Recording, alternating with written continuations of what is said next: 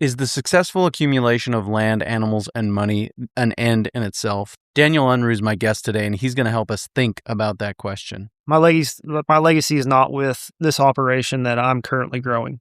It's with my kids and it's with my family. That's my legacy. Do I want it to become so successful that it can support 2, 3, 4 families full time? Absolutely. If my kids want to come back and take this operation over or work the operation, my dreams would be fulfilled. But that's not my legacy. It's not, these cows, genetics that I've had for 25 years. If I buy cattle and sell cattle every year, I don't care if they're home raised. We're also going to talk about the advantages of running your business like a large-scale business even before the balance sheet says you're there. It owns a set of portable pens and it owns a side-by-side. Only thing my operation owns. Everything else I rent personally from us or I rent from somebody else, because if something happens, they're going to come after my operation. And if that's all my operation owns, they can't touch my personal stuff. All that and more on this episode 527 of the Working Cows podcast, brought to you by Ranch Right, Austin Hart and Red Summit Advisors, 100th Meridian Ranching, and Dominium Wealth. Welcome to the podcast that gives producers a platform to discuss and share paradigm-challenging practices that have increased the effectiveness of their operation and the joy that their families have received from this lifestyle.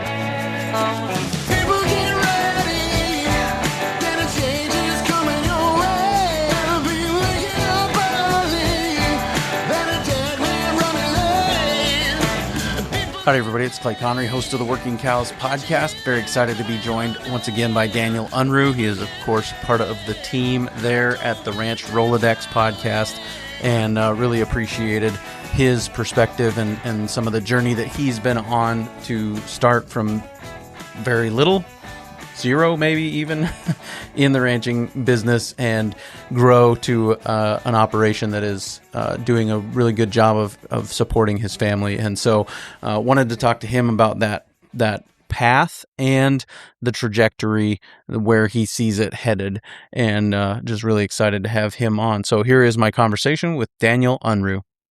Daniel, thanks for joining me again on the Working Cows podcast. Welcome back. Well, thank you very much for having me back. It's a pleasure. Yeah, no, I appreciate what you guys are doing there at Ranch Rolodex. We did an episode with you and the guys a couple weeks ago, and I felt like everybody's story probably warranted its own episode, and just wanted to kind of dive into, where you've come from a little bit more deeply, and kind of the steps that you've gone through on the process to getting where you're at now on your journey in agriculture. So I guess, where would you start? Like, what was kind of your introduction to agriculture? Did you grow up around it? Did you, did you come to it later in life? What's that look like for you? So my great-grandpa started a ranch in Oklahoma. My grandpa and my grandma took it over. And then my dad, by trade, was a veterinarian in our hometown. Obviously my mom grew up working the ranch. They got married. They kind of bought into it. So we've always had cattle. We've always been kind of involved in the ag industry. So fast forward until when I went to college. I obviously went to college at K-State. Me and my wife got married. Whenever I was in K-State, my grandpa had passed away, and there's 8 siblings, including my mom, in that family. So it got kind of divided up between all of them. So that there was really nothing that, for me to come back to. Met my wife. My wife had their family had a small operation here where we live. But I mean, her dad, it wasn't a full-time operation. Her parents worked an off-farm job. It was kind of something that has always been on my heart, that I've always wanted to run cows, ever since I was little. So we bought into some cows, or my wife did, before we got married. Bought into some cows, into the operation, her family operation. We kind of did that while we were in college. Got done with college, come back home. Still wasn't doing it full time. Was, always had the off farm job. So it was kind of more of a hobby than anything. And I'm not sure what year it was. Probably 2020, I think, is when we both kind of sat down and we just got tired. We're like, man, we're basically bleeding cash, pouring money into this deal, and we don't even know if it's going to be ours, and two, we decided that we wanted this to be a business because like we're tired of bleeding cash and putting cash into it and not getting very much out of it. So we went to ranching for profit, and that's where everything changed for us. It was they taught us how a business should be run, and so we went there, did the school, come back, and while we were down there, it was told to us that if you're going to go do something or bring something to somebody, professionals bring proposals and amateurs bring ideas. So we came back, we put a proposal together, and, gave it to her parents, and that was about the time her dad was wanting to retire. So he was like, I've worked, my whole career, for when I retire, I just, so I can come back and just run my cows. And that was fine with us. We were like, hey, that's your dream. Great. But at least we know where, what our options are. So my boss at the time at the fire station, he's got some land about 12 miles south of us. He's real big into the conservation deal, kind of the regenerative deal. I kind of was, and he's kind of known my story since, I started working for him. And he was like, hey, he goes, you're obviously needing a home and I got one. Would you be interested in coming down and doing what you said that you wanted to do on my place? And I was like, yeah, for sure. So we started in on that deal and we've been down there for 2 years now. And man, it's been a whirlwind ever since. I mean, we went from 35 head of cattle to, I mean, this ain't going to sound like much, but 75 head, in 2 years or whatever it's been. But the enterprises that we have added to that deal is what makes our operation kind of unique. It's what it's made our operation work for us.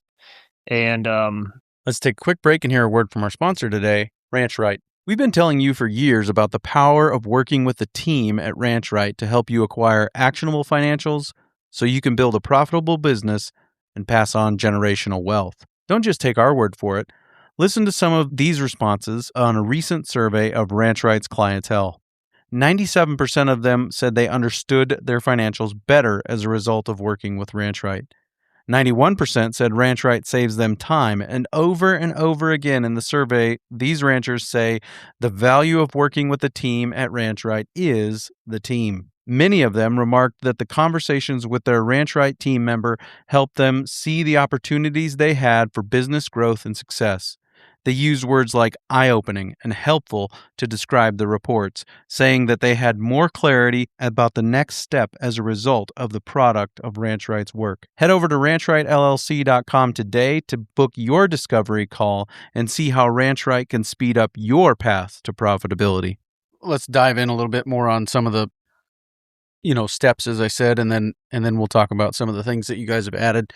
Doubling any business in 2 years is a big deal. So more than doubling any business in 2 years is a big deal. So that's cool. And so was there not an opportunity on your family's land? Is that kind of what I'm hearing, that place got broken up to the point that you couldn't ranch there, right? Yep. So that deal got broken up so much that there just wasn't a place for us to come back to. My wife wanted to be kind of closer to her family. So we opted, and she's a veterinarian. So the job offers that she got were pretty close to up here where we currently live. And I grew up really rural. She grew up rural, but kind of close to metro cities.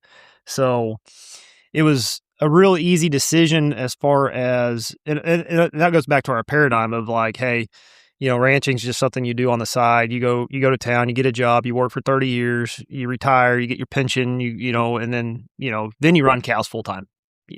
That was the mindset at the current time.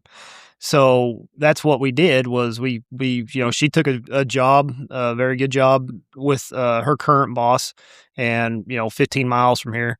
And then I went to become a firefighter.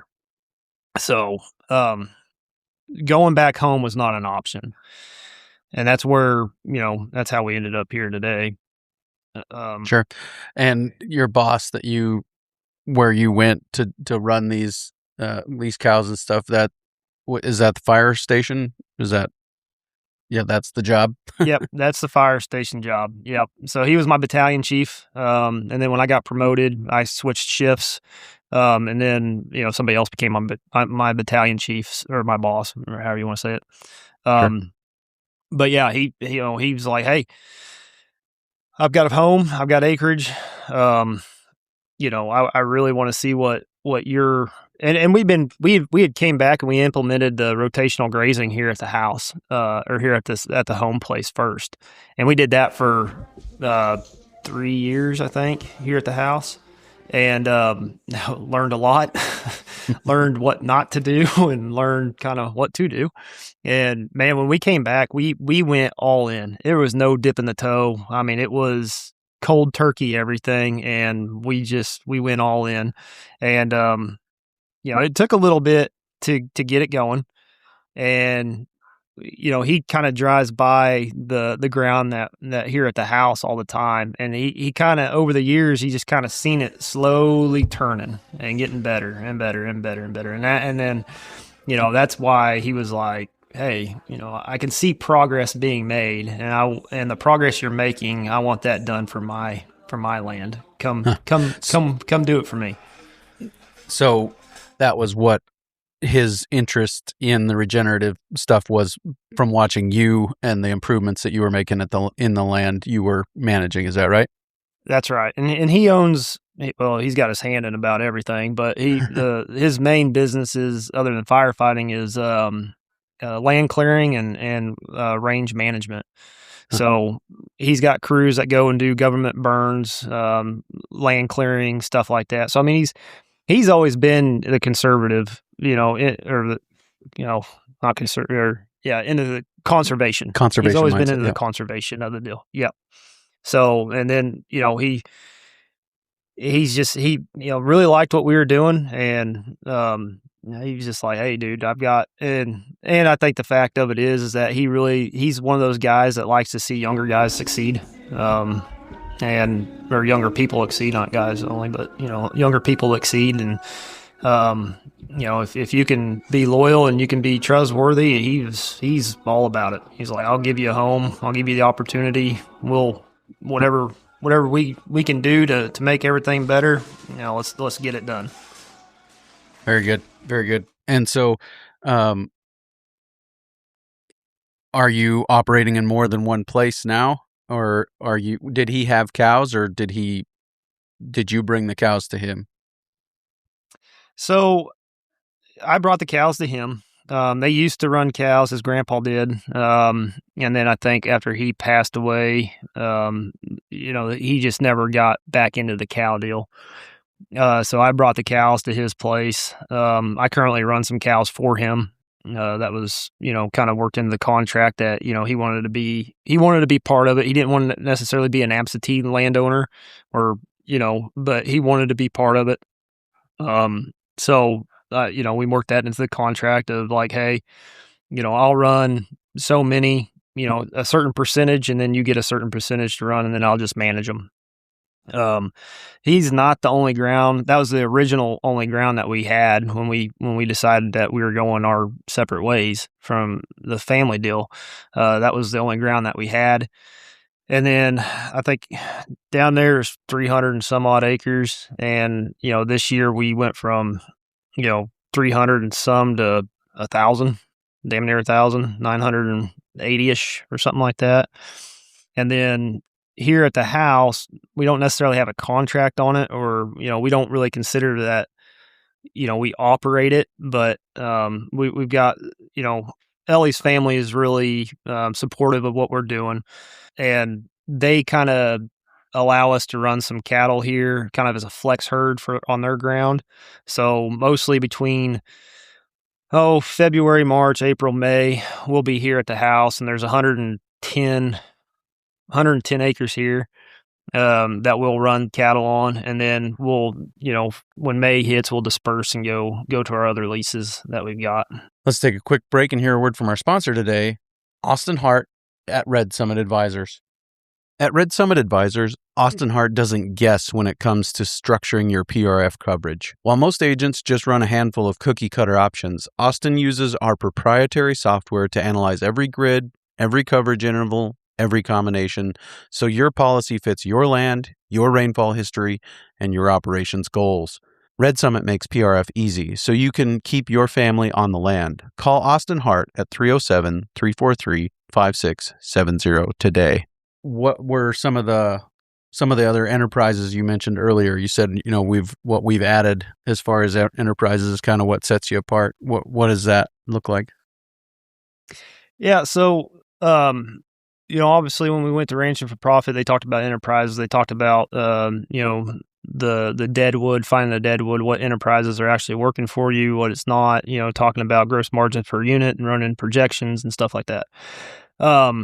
We were strictly cow-calf when we went to Ranching for Profit. We came back.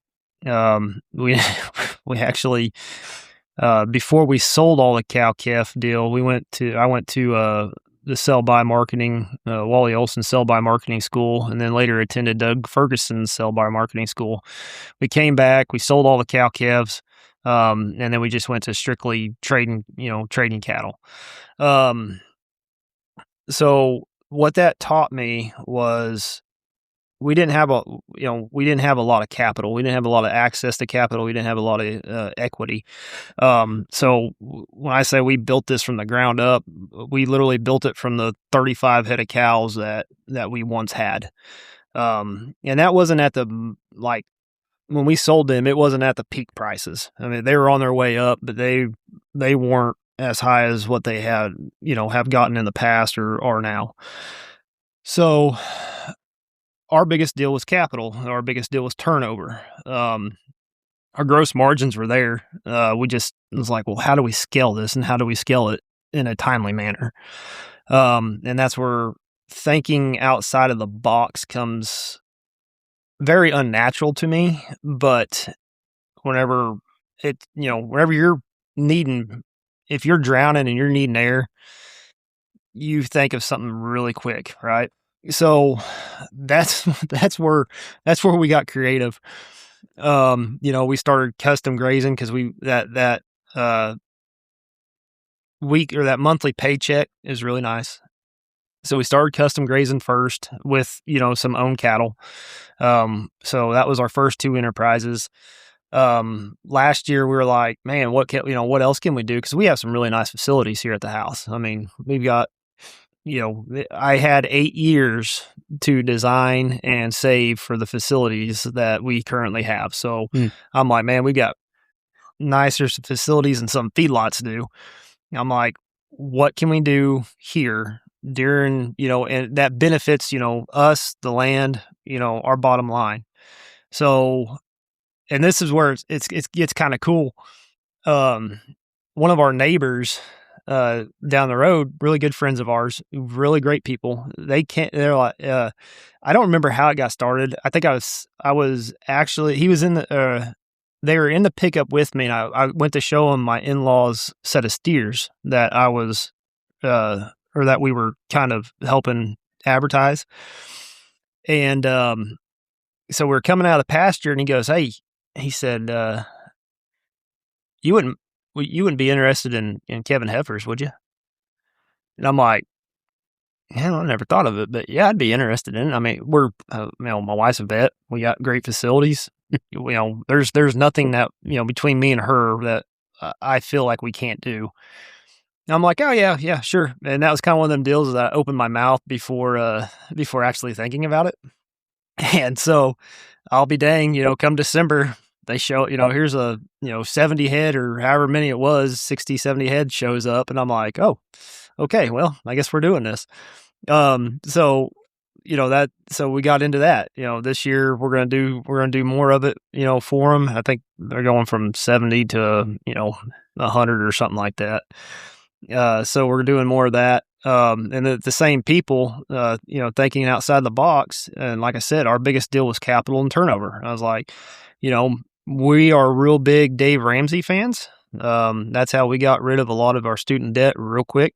And that's kind of how, we are. And it hinders me to a point, and it probably hinders the business to a point, of wanting to take on more debt, and it's also kind of a pride thing because I would like to be 100% self-financed whenever I'm buying cattle and stuff like that. So it's kind of a pride thing. But anyways, capital and turnover, going back to my two biggest fears or two biggest issues, same operation. I was like, they had, I was actually looking for 200 head of 200 head of replacement heifers.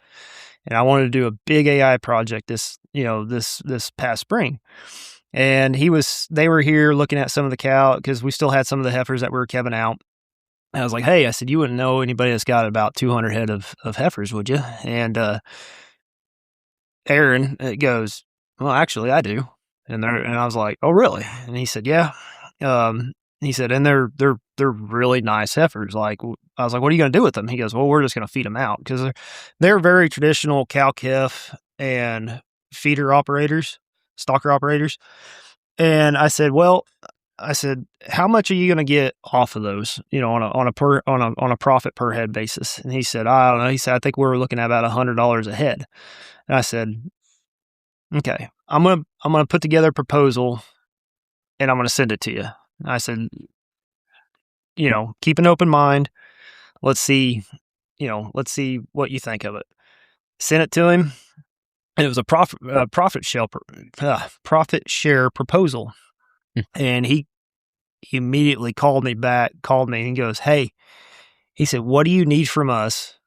And when, are you serious about this? I said, yeah.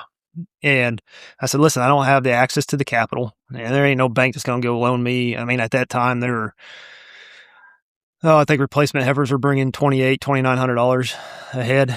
I was like, there ain't no bank that's going to go loan me, $500,000 for 200 head of replacement heifers. And, he's like, man, let's do it. Let's just do it. So, that's our next enterprise, that, out of the box thinking of like, hey, I don't have the capital, but I know somebody that does. And I know somebody that's already got them. And basically it was like, hey, it's my idea. I'll handle all the labor and everything doing it. All you got to do is supply the cattle. And so there we are. There's our other enterprise of, a profit share heifers. So it's really interesting that if you think outside the box, what you can create and what you can come up with to help your business as far as, increase in turnover, was a major deal of mine. Access to capital, that was another major deal of mine. It improved all my ground because I got to feed all those heifers here for 4 months. So all that hay is going right back on the ground. The experience deal, as far as, kebbing that many head out at once. Like I said, we've got the experience of kebbing a lot of heifers out, but, it was just really neat. It was really cool. It was very interesting on how all that stuff just kind of fell in line. And, like I said, if you can think outside the box, man, it'll take you places you would never thought it'd go. And if you're willing to do the things no one else wants to do, you can make a lot of money doing it. Let's take a quick break and hear a word from our sponsor today, 100th Meridian Ranching. My dad always said he wished there was a shot he could give bulls to make them take a 9-month nap. At 100th Meridian Ranching, they have something like that through their bull leasing program. Think about it. You can skip the bull sale, the risk of injured bulls, and the headache of year-round feeding, all while having access to bulls that fit your environment. They have over 500 to choose from in Black Angus, Red Angus, Charolais, and Hereford. This can improve your cash flow, grow your margins, and keep your operation flexible. The bulls are delivered right when you need them, so they aren't standing around eating unnecessary feed, tearing each other up, or your facilities. I leased a bull from them. They were great to work with and sent me a bull with genetics that didn't require a mixer wagon to stay fleshy. He truly was one of the most Bonsma-type bulls I've ever seen in person. Find 100th Meridian Ranching on Facebook or Instagram, visit 100thmeridianranching.com, or give Lane a call to find out more. Would you say that so far, kind of, maybe you could rank these things? It sounds like thinking outside the box is top, but taking a risk or your network is one of those has been more important for your journey so far? I would say my network of people is probably at the top of my list, because I wouldn't be where I'm at without the people that either A, I've done business with, or two, have given their time out of their day to help my operation be successful. I used to believe, what do I want to say? I used to believe everything was a transactional relationship with me. And now, and that was back, before I kind of knew, was, I guess you would call it immature or not mature enough, in my business mindset at the time. So everything was a transactional relationship with me. Now it's become more of pay it forward. This became more of a pay it forward relationship with everybody I work with or do business with. And I can't hammer that enough, that the people that you have in your life, and I love having people in my life that push me to be better and that push others to be better. And that's who I surround myself with, because there will be a day that I'm doing this full time, and that day is coming. So my mindset is, you better have all your ducks in a row, and you might as well get in that routine and in that mindset right now. Because whenever, there's no sense of getting in that mindset after you decide that you're going to be done with a full-time town job and do this. You might as well, you got the time, you might as well get in that routine, have that discipline. That way, whenever you make that transition, it's like nothing ever changed. What have been the keys? Has taking risk been a part of it, or do you think, well, we've run the projections, we know, kind of what these things are going to turn out to be, within a certain tolerable level of accuracy, or do you feel like there's been some of this, like, this is a risk, but we feel good about it, we're going to take it? I would say that I believe there's some risk involved in it, but I spend a great deal of effort running my numbers, running my projections. Like, I think it was Kent Donica that once said, business in its best form should be utterly emotionless. And man, that stuck with me. I'm like, dude, now that's the guy right there, man. I'm like, man, that's great. And I stole it from him. I literally steal like everything I know, everything I hear, like I steal everything. I am the king of stealing stuff. Like, I'm not an innovator, but I'm a very early adopter of things. And it was that definitely stuck with me, Yep. It definitely stuck with me. So I would say, I do believe there's some risk, because at some point you're going to have to pull the rug out from underneath yourself. It's either sink or swim at some point. Like, you can dip your toe in it, but by God, when you get that mindset of like, hey, I think I could do this and make a full-time job out of it, or do it to a very elite high level, it's time to rip the rug out, and it's sink or swim. And like I said, that point for me is getting there. I don't know when it's going to happen, but that point is getting there for me. And, I've had my time to study it. I've had my time to dip my toe in it, but if you run your numbers, and just like he said, business should be utterly emotionless. And if you know your numbers and you run them, there should be no second guessing. That was something you said earlier, and kind of reminded me of it here just now, that you guys, went all in. You didn't dip your toe in the water. What did you mean by that? What was the kind of the moment or whatever? What did that look like? For the podcast? No, for your business, your ranch business. Yeah. When we sold them cows and we told Elli's parents that we were going on our own. Okay. Yep. I mean, that was the deal. It was like, we have no backup plan. Like, yep. Like, what do we do? Like, this is the only ground that we had to run anything on. It was the only cows we owned. We didn't have any capital, other than that, other than what I come to find out at a later time in the year, or in later, was that I had the capital. It was just tied up in cattle. But right. Everything was so new at that point. I didn't understand all of it, from the sell by marketing. I didn't understand it. I didn't have a grasp on it. So there like I said, there's a learning curve there.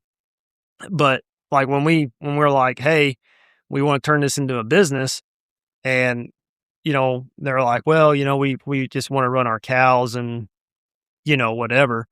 It was like, okay, we don't have a backup plan, so here we go. It's time to stop fiddle farting around and let's see if we can do this. So we did that, and we gave it a trial run because, like I said, I wasn't proficient at it. And, my wife's like, hey, I think we sold so we weaned the calves. So the calf money went to pay for all of, the expenses for that year, and the cow money went into our trading account for me to start trading, cattle on. And, we gave it that trial run, and she, she's been, my wife, bless her heart. I come up with some crazy stuff, and she's like, oh yeah, sounds good. Let's try it. We'll what's the worst that could happen? We stop doing it, and then we go back to what we were doing. Yep. She has been such a blessing as far as an inspiration, and just, I can't say enough good things about what she has done for us and for me, for my confidence, and just letting me do the things that I guarantee you most women with 2 small children would be like, yeah, I don't know about that. I don't think I'm going to let you do that. And, she's like, hey, you got the confidence and you think you can make it work. By God, go show me you can make it work. And I'm like, okay, here we go. So, let's take a quick break and hear a word from our sponsor today, Dominium Wealth. Hey, it's Nick Costco of Dominium-Wealth.com. Did you hear me on episode 490 talking about how the infinite banking concept empowers you to take control of your money? Are you curious how your fellow ranchers are capitalizing on this concept? Did it leave you with some questions? You can get those questions answered at the Western Sustainability Exchange's Expanded Markets Conference, September 13th through the 15th in Columbus, Montana. I will be doing a breakout session there where we can dive into your questions.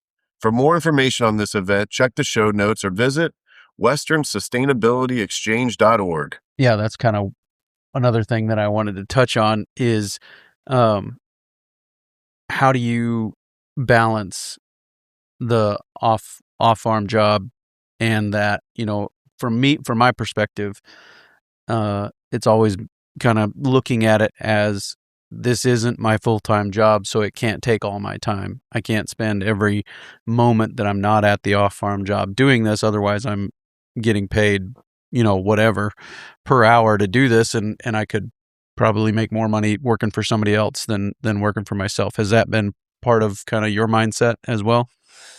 Here lately it has been, whenever balancing that job that I have with being home and having cattle and doing all the things that we do, I'm not going to say it's not easy. because there's days that I come home and I am probably a person that you do not want to be around because I've got 2 hours of sleep. But knowing that, hey, I have 200 head of cattle I have to go take care of as soon as I get home because they're my responsibility. Now, my wife would be more than happy to go do that for me.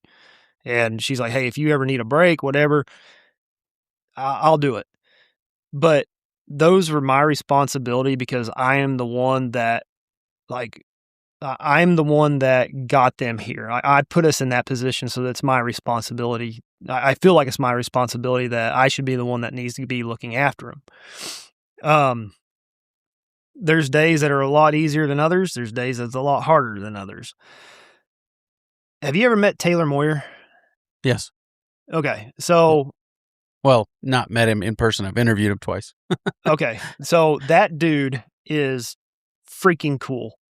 Like, I listened to a podcast he was on, I think it was Barn Talk, that he was on, and my mind, it just blew my mind. It blew my mind so much that I cold called that guy. I don't know who he is. I called him. I'm like, dude, I want to pick your brain because, like, you've got some stuff that, you know, you got it all figured out, or you got at least the time management figured out. Right. And that was kind of one of the biggest things that I took away from him was like how he has implemented that time management into his operation. And, you know, he's set boundaries. He's, you know, incorporated AI, which is something that I'm starting to dabble in now because of him. He's incorporated that into his operation for his time management and stuff like that. So my deal of it was this, and I seen it. Like, I mean, whenever you come home and your kids are like, why are you always tired? Well, it's because Dad don't get much sleep at work, you know? And, you know, some people will look at this, or, you know, and there's guys in my department that listen to your podcast. You know, we are a bunch of rural people, you know, and there's some people out that, you know, will look at this and say, well, you know, there's some days you don't run very many calls. And that's true. There's some days we don't. But when you're laying in that bed at night and you are just constantly worried about when the next call is coming in, you just don't sleep, or you don't sleep very good. Like, you're always sleeping so light. Yep. So anyways, whenever I heard about Taylor and what he had said, I, you know, made it a point like, hey, I want to I called him, said, hey, I want to incorporate what you have done into my operation. Because like I said, someday that day's coming that I'm doing this full time, and I'd rather be ahead of the 8 ball versus behind it. So how do I start this and get into that mindset and form that routine and that discipline, so whenever I make the switch, it's seamless, right? So, you know, 5 o'clock, I have been trying at 5 o'clock. Now, it doesn't always happen, but, you know, I'll come home, you know, get to see the kids first thing in the morning whenever I get home, and then I'm off to go move cows, doctor, or do whatever I need to do. And then I try to be home at 5. And from 5 to 8, I am theirs. Now, does it always happen? No, I'm human. But that's what I'm trying to implement, you know, and it's working. And the greatest thing I can think about my wife is I am so thankful for her that we get to eat dinner as a family every night, or, well, the nights that I'm home and not at work. Right. Because that is very important to her. And I never had that consistency growing up.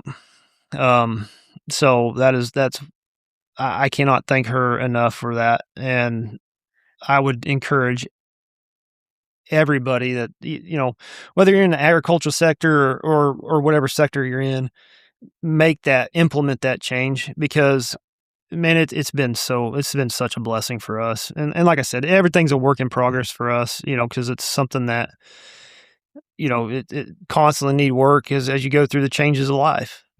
So, our kids are getting ready to start school, so one chapter is closing, another chapter is beginning. And, what's that going to look like for us on a daily basis? I mean, I can't tell you until we get into it here in 2 weeks. Yeah, coming faster than you think. And speaking of wives, the Ranch Rolodex Wives episode will be out, I think, right after this one is released. So August 19th, which happens to be my 20th wedding anniversary. So that's a fitting episode for that day for my family anyway. So but yeah, that's cool that you guys were able to do that. And, I mean, just having that solid foundation at home, a wife that is with you, making these decisions, giving you confidence to go and do it, having those meals together as a family as often as possible nightly, except for other commitments. I think those solid foundations at home make other stresses more tolerable, right? Makes other things you can take the difficulties or the challenges of whatever it is, either cows knocking floats off or a dip in the markets or a terrible breed up on AI on heifers that you're developing and have a profit share on. Not that happened, but it could, or whatever. If you've got that solid foundation at home to come back to, it makes a lot of those things more tolerable, right? Right. And I mean, something also that we've also implemented is monthly meetings. Like, we have a monthly meeting every month, and it's usually at 5:00 in the morning, because that's when me and my wife are, the kids are still sleeping. I'm not tired. I'm ready to go for the day. That's just what's worked best for us. We've tried having it in the afternoons and in the evenings, and that does not work at all for us. I mean, those meetings, if it happens at those times of days, yeah, they're not going to be very good. So, but yeah, we have a monthly meeting, and we work what, we have an agenda we go through, and it's not only the business finances, but it's also the personal finances, what we have coming up personally, what we have coming up business wise. That's been really helpful for us. Man, I'll be the first to admit, man, my communication sucked whenever I was, when we first got married, or, and I credit Ranching to Profit for this, that has changed my marriage, for that simple fact of, if you can talk about financials and you can be truthful and you can be civil about it, like, there's nothing that should hinder you or hinder that relationship. It should only grow and build it.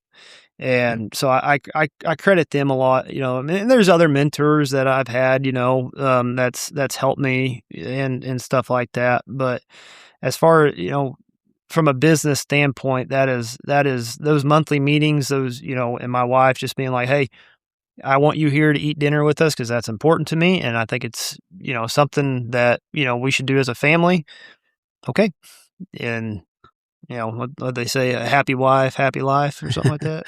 Well, and I mean, here's another thing. It's just the two of you in this business, right? I mean, your kids, obviously, but just the two of you in the decision-making capacity, day-to-day execution, right? Mm-hmm.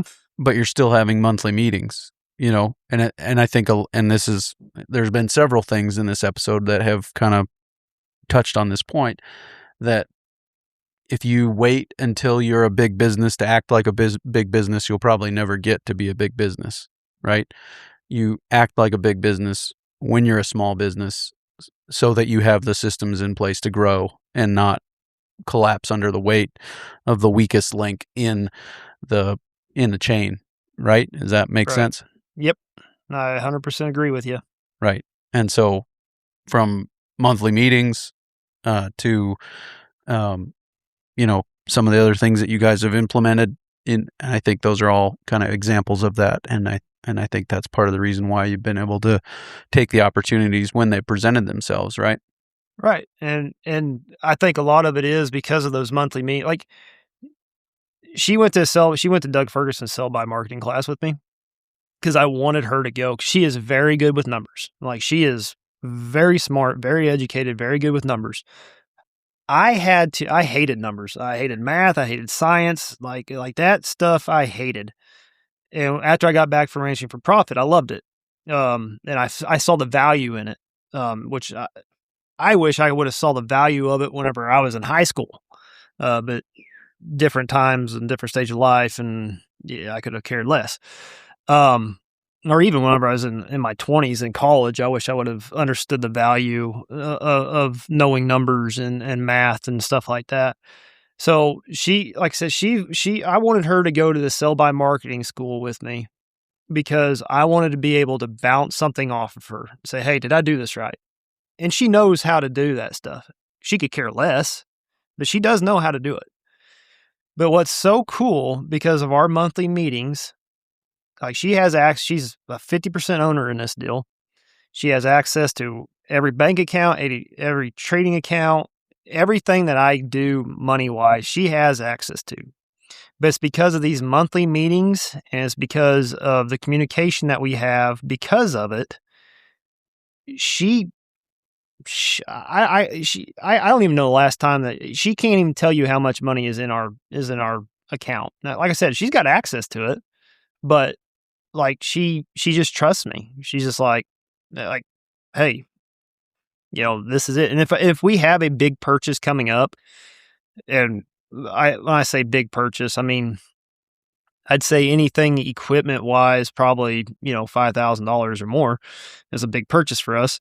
But I mean, cattle wise, it's like, hey, I'm getting ready to go drop, $100,000 on cattle, which doesn't buy you very much anymore. But anyways, still a big number to us.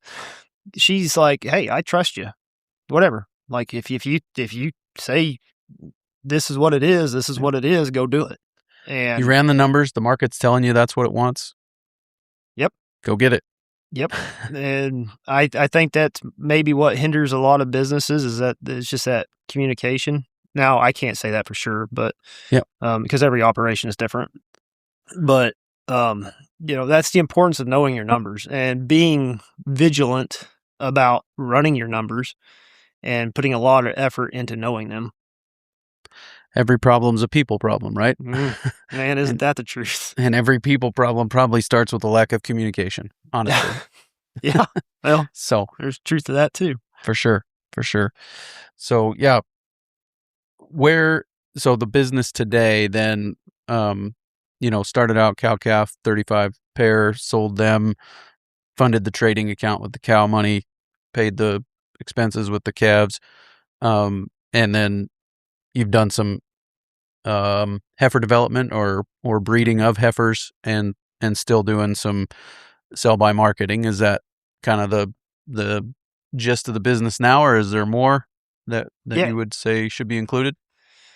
Like I said, we're predominantly, I'd say, I know we're a little over 200 head right now is what we're running. I own a quarter of them, maybe. We do not own a lot of cattle. Mm-hmm. But I think I said this in the past. You don't have to own a lot of them to make a good living or a decent living for your family. Right. It's all about that out of box thinking, everything like that. So I would say the majority of it's their custom grazing deal. So we do buy, we do a lot of heifer development just because we feel like that's something that we're really good at. So we'll do that. And then the custom grazing portion we do, is probably the second biggest that is the biggest portion of it, is the custom grazing. But it all flows, it all comes and goes in the different times of year, right? So, we might, and it changes daily, or not daily, but it changes for each round. I mean, we might be in heifer development, we might have spring heifers here, through the spring and the summer. And then when we sell off our opens, we might, bring in fall replacement heifers, develop them, breed them, sell them in the spring, buy back, heavier weight heifers to breed, or we might buy back, lightweight calves, go to grass with them. I think last year we sold bred cows last year and turned around and bought cutter bulls ran cutter bulls from September to February, and then bought back heifers to breed this spring. So there's no, I wouldn't say there. One thing that would be consistent is our calving heifers is going to be consistent, and our custom grazing is consistent because, like I said, my biggest deal is capital. I don't have a lot of access to it, and just because of how, like I said, this might hinder our business because, of the Dave Ramsey mindset that we have. Yeah, well, I think that's the Bible says don't despise the day of small beginnings. I think that's the Dave Ramsey strategy in a nutshell, right? Like, yeah, we could grow faster if we took on more debt, but then the borrower is slave to the lender. So we want the freedom. We're going to grow slower, and eventually it will all be ours, not stuff we're paying the bank for, right?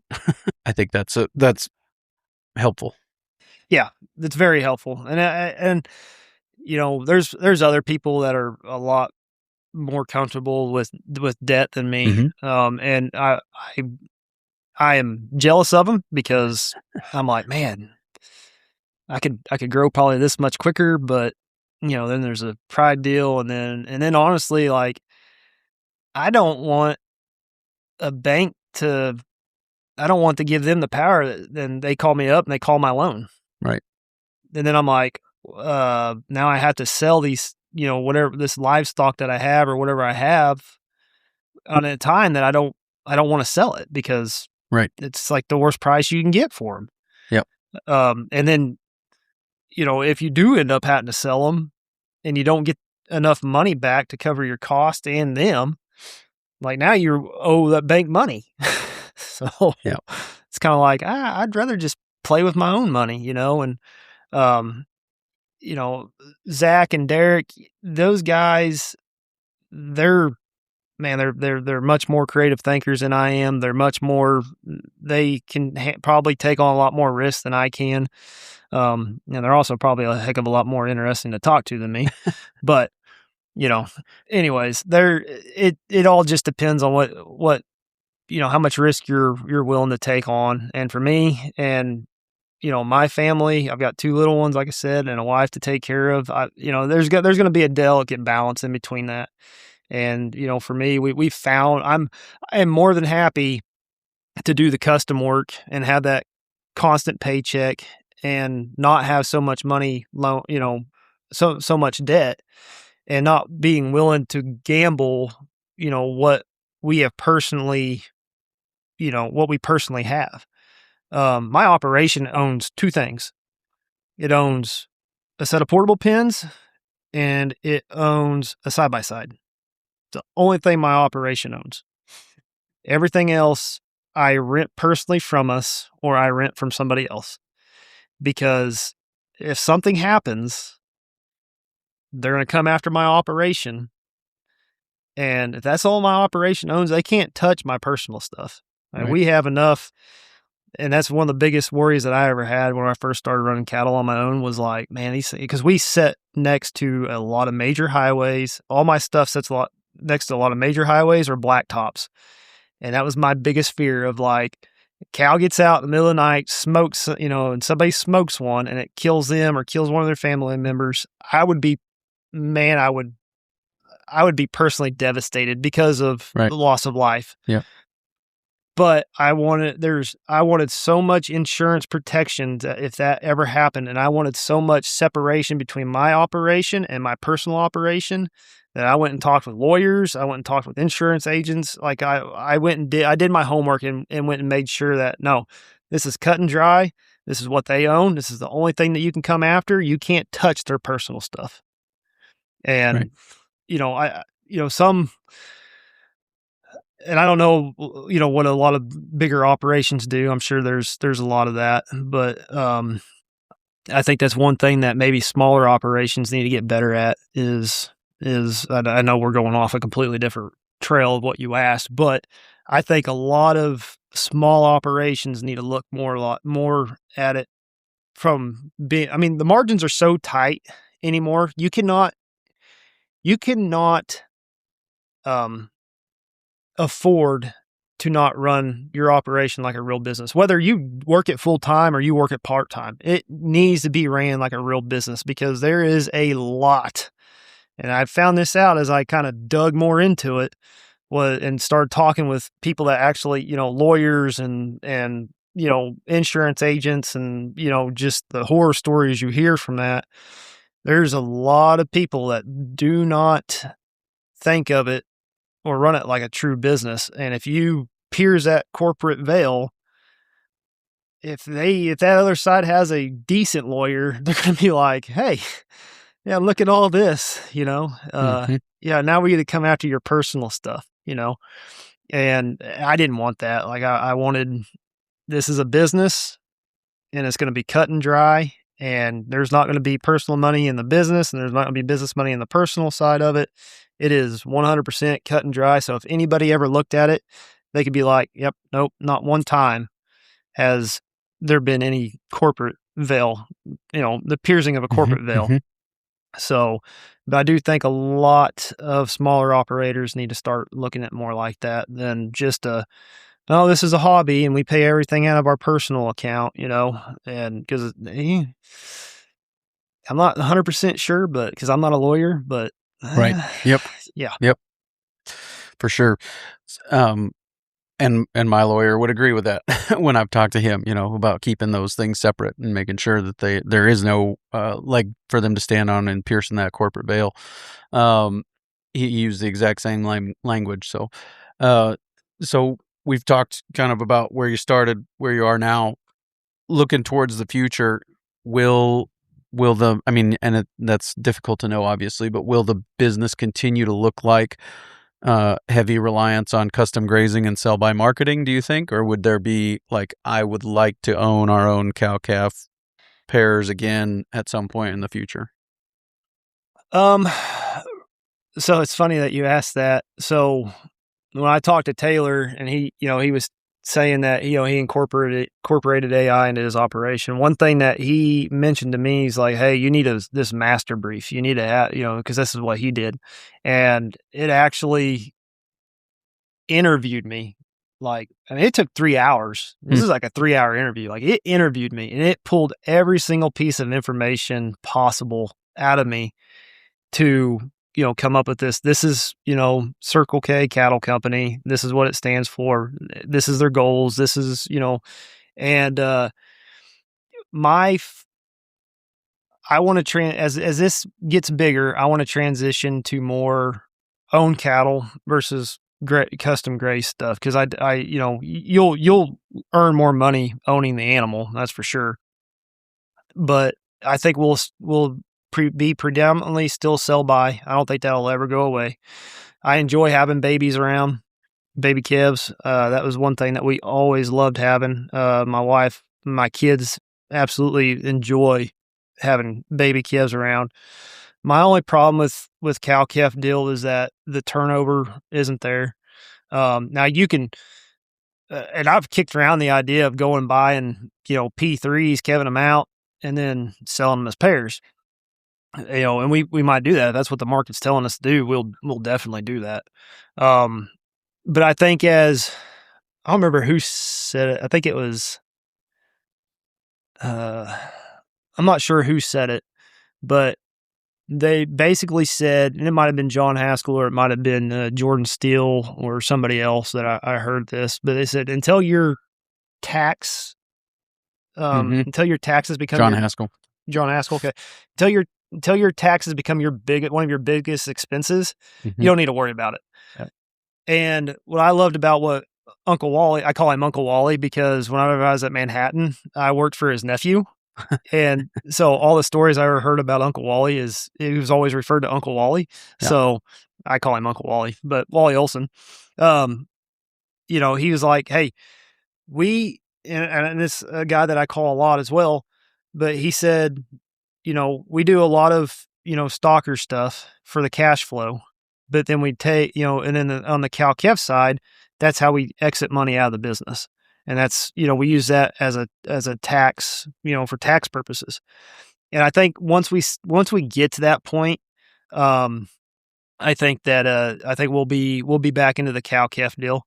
But for right now and for the short term, or maybe like the 5-year goal, in that range from now to 5 years, we probably won't be. But I think once we get bigger and we get, more truly, our taxes become, or however you want to say, we start making enough profit that we have to start worrying about some of this stuff. I think Mhm. that's when you're going to see us start transitioning into the cow calf and having some cow calves around.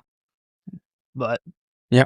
No, that's great way to look at it, and again, I think if you can take that ego piece out of it, where I want to have cow calf pairs because it says something about me as a person and a rancher, rather than, no, we'll have them when they're advantageous to the business from a tax perspective, or from, that's what the market's telling us to do perspective. I think that indicates that the business is going to be healthy long term.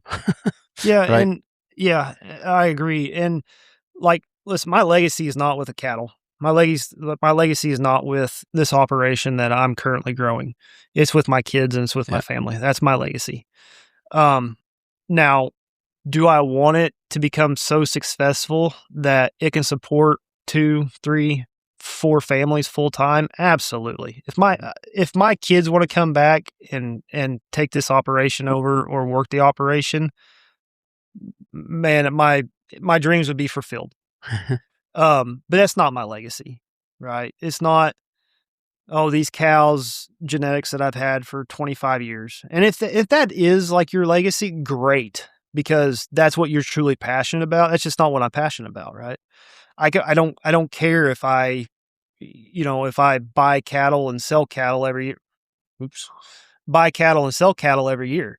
I don't care if they're home raised. Like, I don't care. Like, that doesn't bother me. It's not my passion is running a very successful business, and that business having the um the reputation of being honest, and being that we sell a quality product, and that we help others.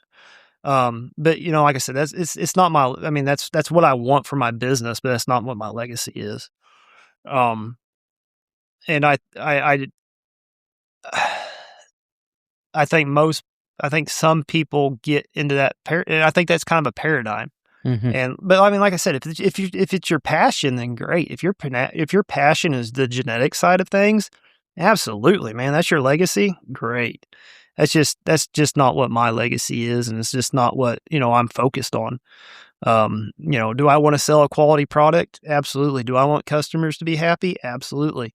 Do I want to be known for the guy that sells crap cattle or crap livestock? No, nobody does. Right.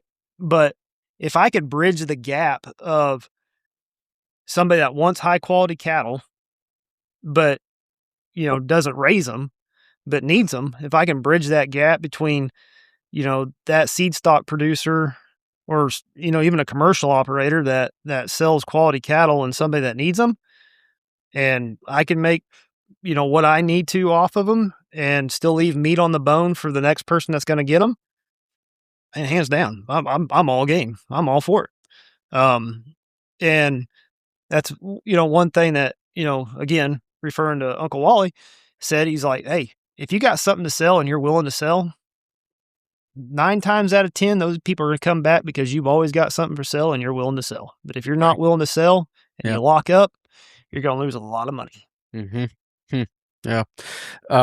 One last thing, just kind of picking up, make sure I heard you correctly. The AI tool that interviewed you, did you say Master Brief? What was the name of that tool?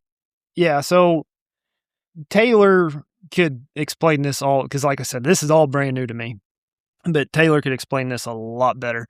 It's called a Master Brief. So I use Claude, which is what, just recommendation of what Taylor said to use. So how, and again, I stole all this from him. Like, this is not me. I stole all this from him.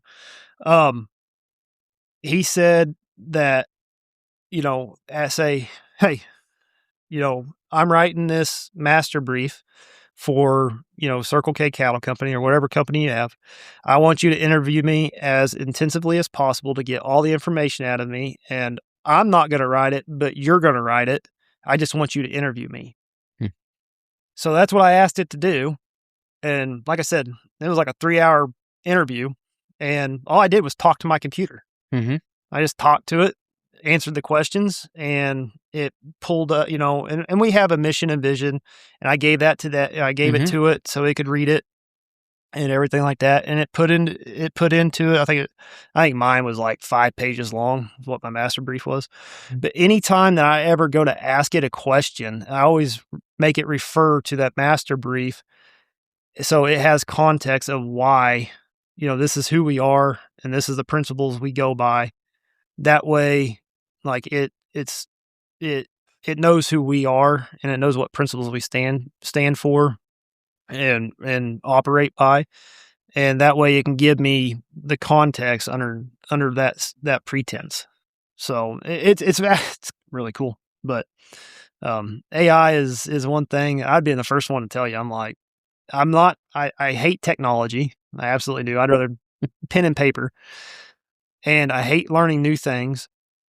But man, it's that stuff has got me hooked. And I'm like, man, if I can and it goes back to buying time, right? And that's why Taylor put it in there into his operation. It was buying time. My kids are getting ready to start school. So, and I think Taylor said this. He said, or Taylor or somewhere, I heard this somewhere, that by the time a kid's 12 years old, you spent like 75% of the time you'll ever spend with them. And as I don't know if it's just because we're turning a chapter in our lives right now because our kids are ready, getting ready to start school. But like I've been thinking more and more about that, and I think I want to be more intentional with the time that I have with them because I've always been like, all right, I gotta get this done, I gotta get this done, I gotta get this done, I gotta get this done, I gotta get this done, because everything is scheduled around my full-time job. Right. Like everything I do is scheduled around that. Like if I don't get this done, that means it's 2 days before I get to it, or that means somebody else has to do it. And I hate when people have to do my stuff because I feel like I'm the one that's supposed to do it. So that's the reason why I started implementing this stuff, is because I wanted to buy back time. Time with my family, time with my kids, set that, get into that habit, setting that routine and having the discipline of doing this.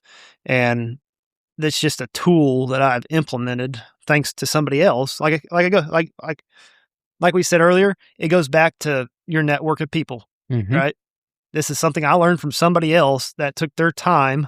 Like he chatted with me for, like I said, I cold called him. Like he don't know who I am.